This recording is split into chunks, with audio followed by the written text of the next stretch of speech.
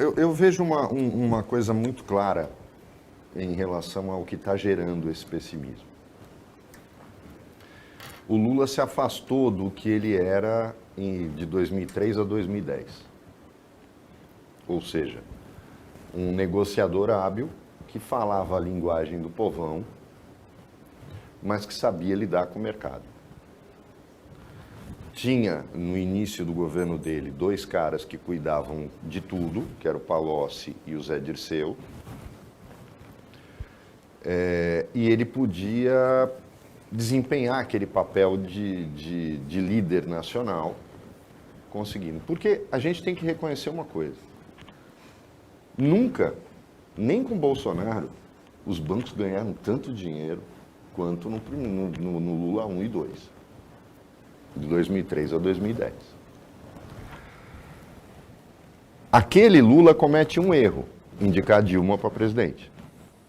Foi o erro dele, que ele próprio reconheceu. A gente ouviu o Luiz Marinho sentado aqui no lugar do André dizer isso aqui na bancada, que esse foi o grande erro do Lula.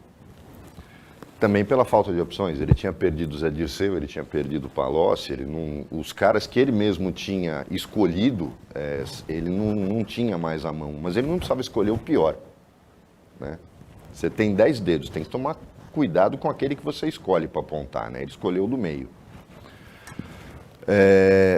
Mas esse pessimismo é muito mais derivado, menos de ações e mais de palavras. Exatamente o que aconteceu no governo Bolsonaro. O problema do Bolsonaro não eram os atos do governo.